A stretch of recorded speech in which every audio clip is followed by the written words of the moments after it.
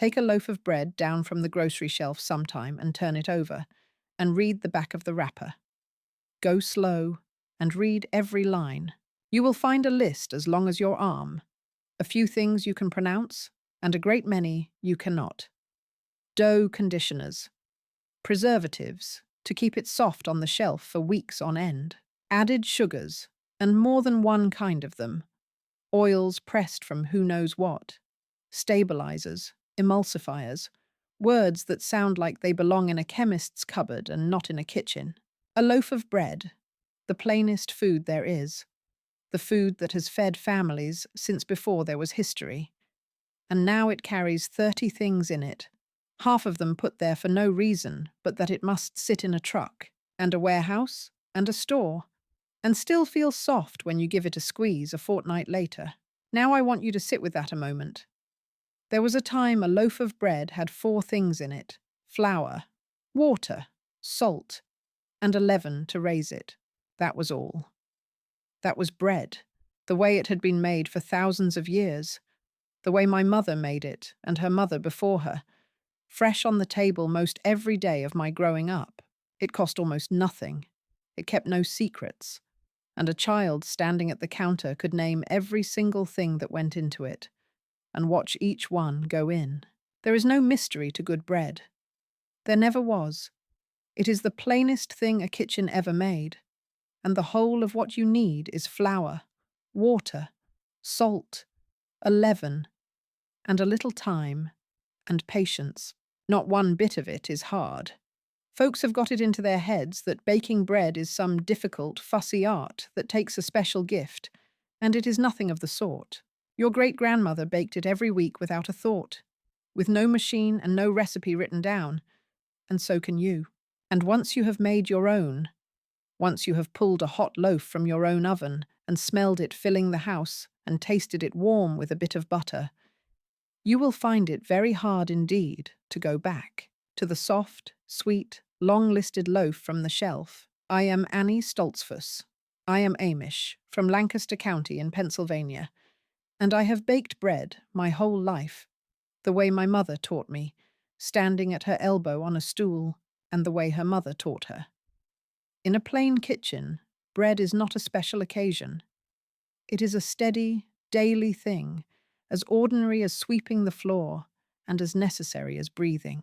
Today I will show you the old way, the whole of it, what truly goes into a plain loaf, and why the store loaf has become such a different creature. Why the slow way is the better way. How to keep a leaven of your own, so you need never buy yeast again. And how to make a loaf with your own 2 hands for pennies, that you can name every part of. One thing before I show you how. There is far more of these old ways than I could fit into a single video, so I gathered them into a book, 66 of them, the kitchen and the cooking pot and the breadboard and the rest of the house, with the honest savings written beside each one. It is at amishkitchenwisdom.com for anyone who wants the whole of it. I will not bring it up again. If you would like it, you know where to find it. Now, let me show you how we made our bread. The first thing to understand is what bread truly is, and what it is not. For once you see the difference plainly, you will never look at a bagged loaf the same way. Real bread is 4 things, and 4 things only: flour, to give it its body; water, to bring it together; salt, for taste and to steady the rise; and a leaven, something living to make it grow and lighten. That is the whole of it. That is bread. Everything else you find on the wrapper of a store loaf was put there for the store's sake, and never for yours. Think it through with me. The preservatives are there so the loaf can sit a month and not spoil. But you are going to eat your bread this week, so you have no need of them. The dough conditioners and the softeners are there, so a great machine can mix and shape 1,000 loaves an hour, and so the bread feels pillowy days after baking. But your 2 hands and a single afternoon need none of that. The added sugar is there, so the bread tastes pleasing, even when it has gone stale and old. But a fresh loaf needs no sugar to taste good, for fresh bread is sweet enough in its own right, and the oils are there to keep it soft on the shelf. Every one of those things has to do with selling bread across great distances and long times. Not one of them has anything to do with bread itself. A loaf made in your own kitchen, eaten in a day or two as bread was always meant to be, needs none of it. That is the whole difference between what comes off the shelf and what comes out of your oven. It is not that one is magic and the other poison. It is that one is bread, plain and simple, and the other is bread dressed up to survive a journey it was never meant to take. The second thing is the flour, for it is the body of the loaf and worth a word. Good bread wants a flour with enough strength in it to hold the rise, what folks call a bread flour, with more of the part that gives bread its stretch and chew. You can use a plain all-purpose flour and make a fine loaf, but a true bread flour will give you a better one. And if you have ever a mind to, a bit of whole grain flour stirred in brings a heartier flavour and more of the goodness of the whole grain. The old mills ground the wheat between stones and kept more of the grain in it, and you can taste the difference. But plain or whole, strong or soft, the flour is yours to choose, and that is the freedom of baking your own. You know exactly what grain went into it, and nothing came along that you did not put there. The third thing is the leaven, and here, friends, is where you free yourself from the store for good.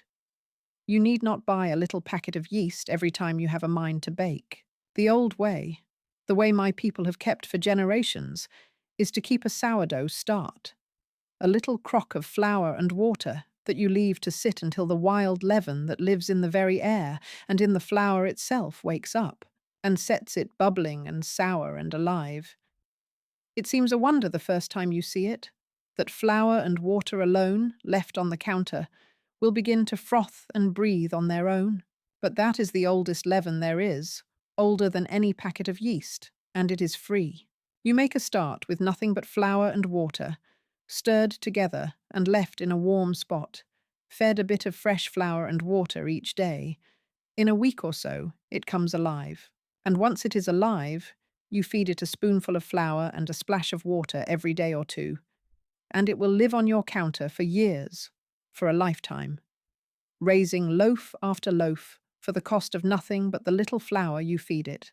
My family's start has been kept going a very long while, handed along the way anything of worth is handed along. A cup of that bubbling start, stirred into your dough, is all the leaven a loaf needs. No packet, no trip to the store. Once you keep your own leaven alive, you have stepped clean off the store shelf, and you need never step back on. The fourth thing is the making, and it is far simpler than folks let themselves believe. You mix your flour, your water, your salt, and your leaven into a rough, shaggy dough. No grace to it at all at first, just a sticky, ragged thing. Then you let it rest a spell, a half hour or so, and this is a small secret worth knowing. That rest lets the flour drink up the water and begin to come together on its own, so that the kneading goes far easier. Then you work it. You turn it out onto a floured board and you knead it. Push it down and away with the heel of your hand, fold it back, turn it, and again, until the rough dough turns smooth and soft and springy under your hands. What is happening there, as you work it, is that the strength in the flour is knitting itself together into long strands, and it is those strands that will catch the air from the leaven and hold it, and give your bread its lift and its chew. You will feel the moment it comes right. The dough stops being ragged and starts being silky, and springs back when you press it. Your hands will learn it.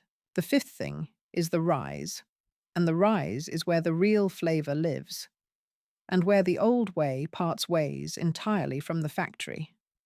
You put your kneaded dough in a bowl, cover it with a cloth, and set it in a warm corner of the kitchen, and you leave it be. An hour, 2 hours, sometimes longer with a sourdough leaven, until it has swelled and doubled in size.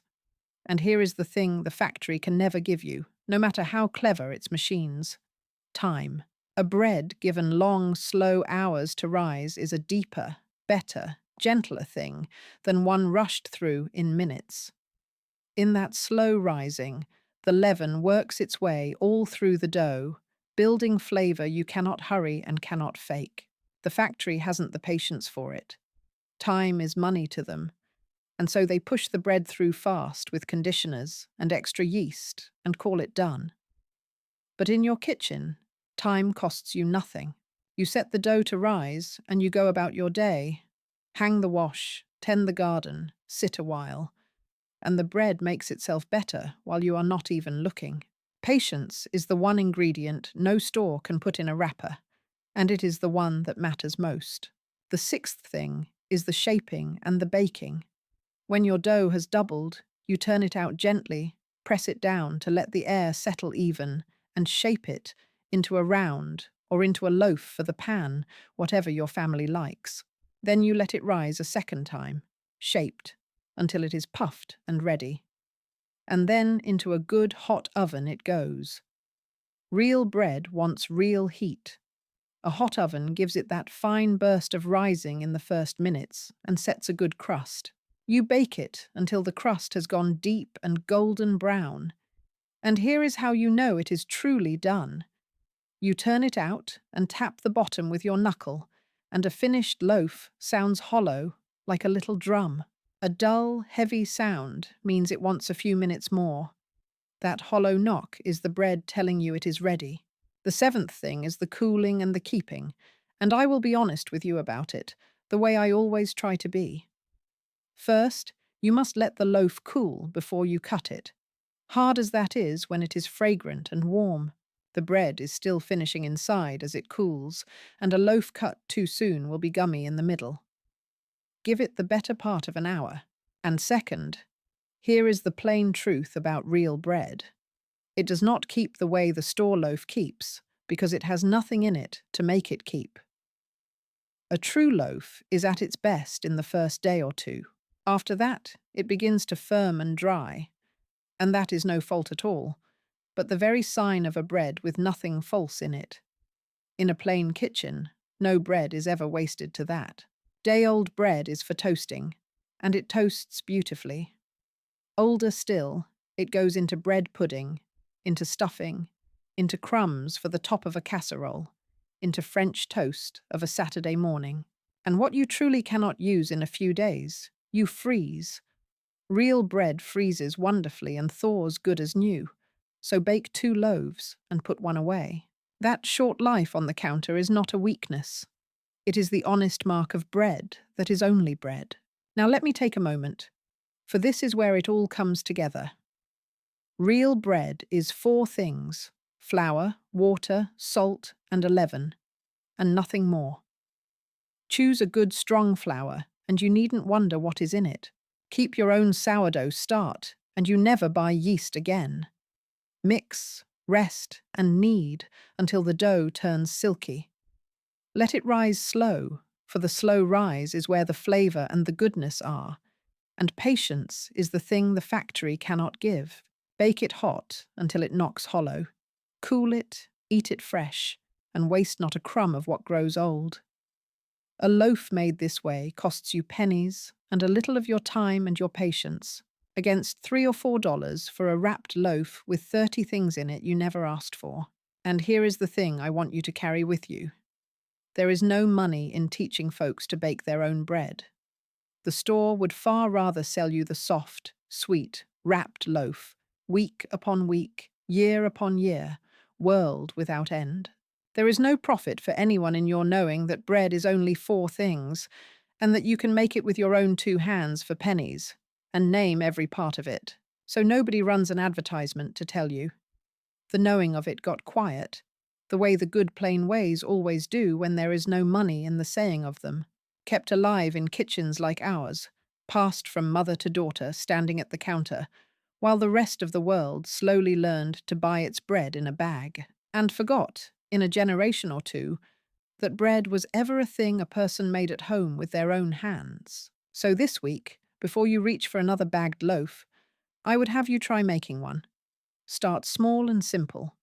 Flour, water, salt, and a bit of yeast to begin with, or a sourdough start if a friend will share one. Do not fret over getting it perfect. My first loaves were heavy as bricks, and I ate them gladly all the same, and the next were better. And soon enough my hands just knew. Mix it, knead it, let it rise slow, bake it hot, and let your family smell a loaf baking the way a kitchen was always meant to smell. There is nothing in this world quite like cutting into a loaf you raised yourself. Then tell me in the comments, does your family still bake their own bread? Did your mother or your grandmother keep a sourdough start going on the counter? And is it still going yet? And what did your people do with the bread once it grew a day or two old? The little tricks and the family ways are exactly the kind of thing that gets lost when nobody writes them down. And I read every single one. Until then, keep the plain things close. They were never half so simple as they